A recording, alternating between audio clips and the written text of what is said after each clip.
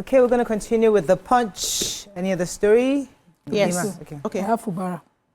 So at the night of how would you take Fubara story? Waiting concern you and Fubara. Yeah, this Fubara matter. Like I've forgotten my brief. I'm just messing. Well, on Sunday was the night of tribute organized by the Rivers Elders and Leaders Forum in honor of Chief Edwin Clark. And I didn't know he had the middle name, Kiagbodo. Yes, Clark. And of course, the governor, because I cannot say his former governor, it was suspended. Punch is suspended, but the governor is elected, and his tenure is still there. So he attended the event, and he was, of course, given an opportunity to speak. He went on and said that, see, as you have seen me so, I'm not desperate to be governor. In fact, I have that the spirit of government has left me long ago. Wow. It's not in me again. But out of respect for people, including this elder were gathered for Chief Edwin Clark, if I had, I would consider, going back to office if it happens. He warned that the occasion should not be misinterpreted by some politically charged comments made by earlier speakers and clergy, and he said, if I had my way, I wouldn't want to return. But many people, including late Chief Clark, have made sacrifices for me, and that's why I must stand by them. This is the first speech he has made since President Tinubu suspended him from office and declared a state of emergency in the state. Yeah. Okay, let me take the human interest story. So prominent Yoruba leaders, including Governor Kehinde of Oyo State and Loki Aiyedatiwa of Ondo State, on Sunday joined political and cultural figures across the Southwest in celebrating the leader of the Pan-Yoruba socio-political group Afenifere, Pa Ruben Afasheranti, as he clocks 99. Wow. Afasheranti, an elder statesman, an iconic advocate of the Yoruba unity, will clock 99, and the governor described him as a living legend whose life embodies leadership, resilience, and devotion to the Yoruba cause. He says, Baba, we celebrate your exemplary life of service to the Yoruba ethnic group and your immense contributions to nation building over the years. As you clock 99, it's our prayer that God grants you a heart's desire on Yoruba emancipation. Yeah. I'm happy for him. Congratulations to... Yeah. So wife of the ex-president, Goodluck Jonathan, Patience, Auntie Pepe, has ruled out the possibility of her husband joining the 2027 presidential race to contest against President Bola Tinubu. She said that rather than contesting, her family would campaign for Tinubu's re-election because Tinubu and his wife, Oluremi, had supported him during 2011, during the presidential bid. So you know that the husband had left office, that's ex-president Jonathan left office in 2015 after being defeated by President Muhammadu Buhari. And so while she was speaking on Saturday during the Women Icon Leader of the Year Award, organized by Accolade Dynamics Limited in Abuja, she said that since leaving the office, there have been calls that he should come back, into presidency. They said the latest call they had was mid-April this year by the president of the Nigerian Rescue Mission organization, Dr. Jibril Mustafa, who has been urging President Jonathan, ex-President Jonathan, to heed the calls to run for office of the president. As we're preparing for 2027 elections, so they say they believe that he will be able to reunite, all the parties in Nigeria and, take us to our El Dorado. But Peshe has said, no, lie, they are not going to do that again, no. However, they believe in turn by turn.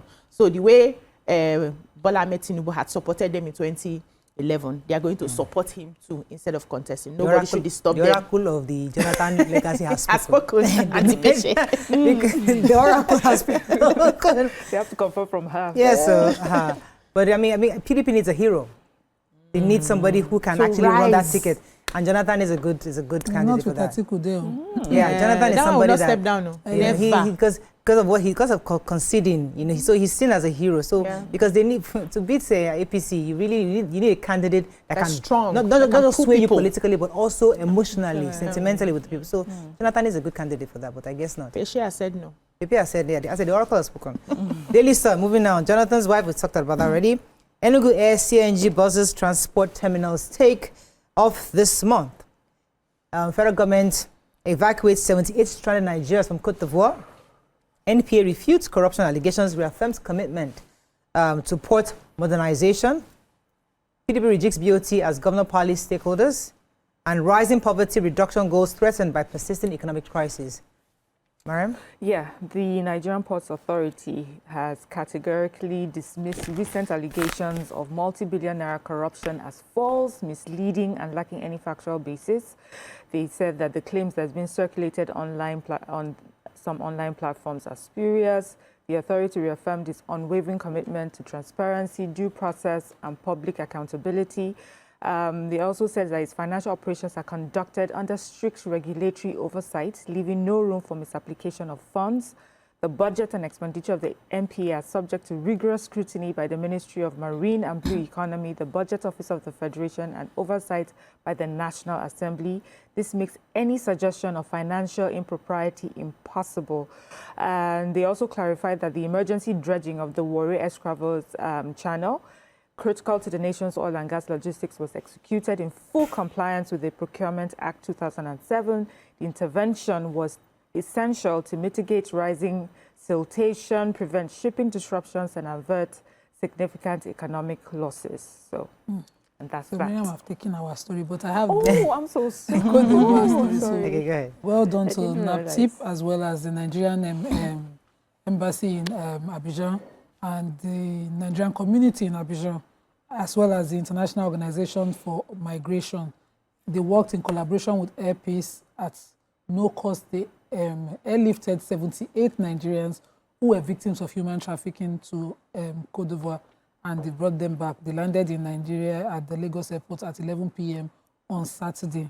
You know why I found this story? When I read the headline, I was like, Nigerians we've always done business. I have friends who are Lagosians. They lived in Ebutemeta. They have a family heritage in Abidjan. So you'd have thought that we're just cousins.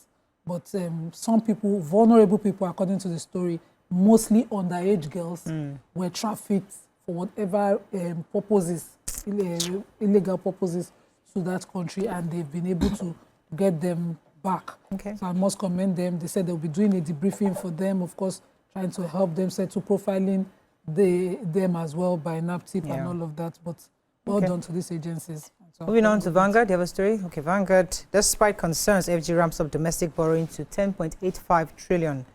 Defections, 7 PDP governors, Wike ex-governors, others meet on survival. NPA debunks allegation of multi-billion naira corruption. LG polls, protests trail Lagos APC primaries over Baba Sokwe's influence. Baba Sokwe's influence. Nigeria, others affected as UK clamps down on care workers' visas. State of the nation, one-party states will be strongly resisted, says Senator Bokno Akerele. Conference hall experts to brainstorm on government performance at midterm. And Defense Minister backtracks support Senate Security Summit. Classic. The care. Anyone? The United Kingdom has announced plans to abolish the care worker visa route in coming months.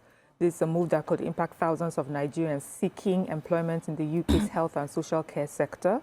They also said foreign criminals in the country would henceforth face rapid deportation under the new immigration rules. The UK Home Secretary disclosed this.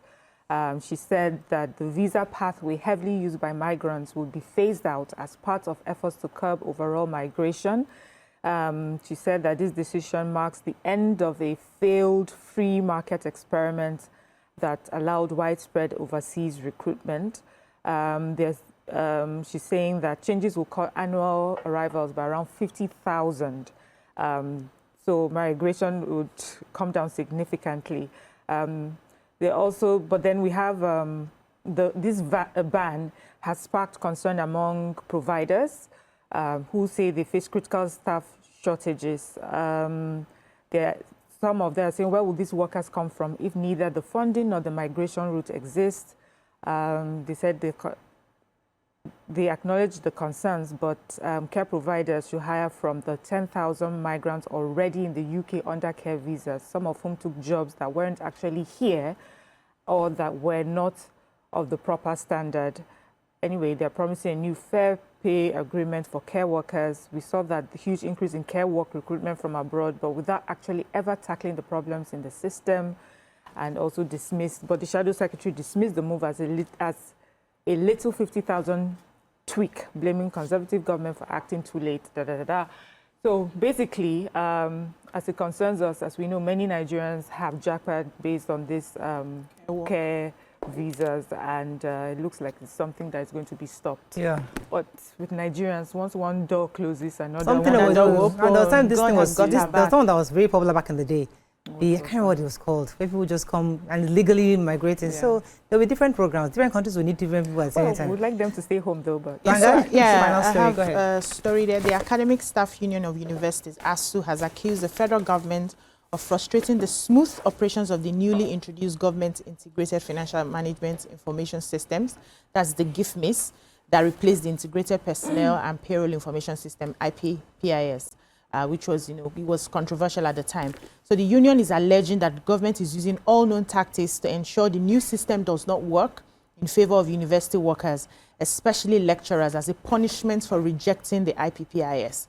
So the national president of the union, Professor Emmanuel Osodeke, was the one who stated this over the weekend in an exclusive interview with the Nigeria, with the paper, and he said that he had to update the 50 billion recently released by the federal government to settle some areas of the earned allowances of the university workers. And he noted that only ASU members and their non-academic colleagues are yet to receive the allowances 2 weeks after government made the public announcement of the release of the money.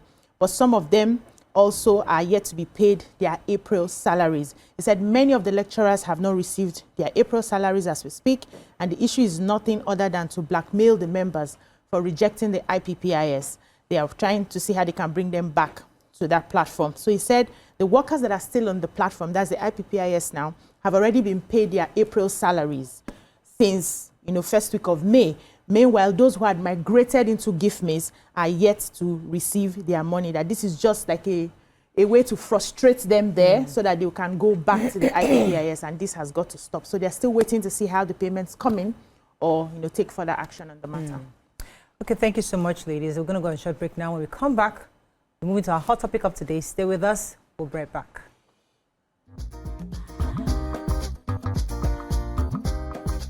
Stay tuned. Your View will be right back.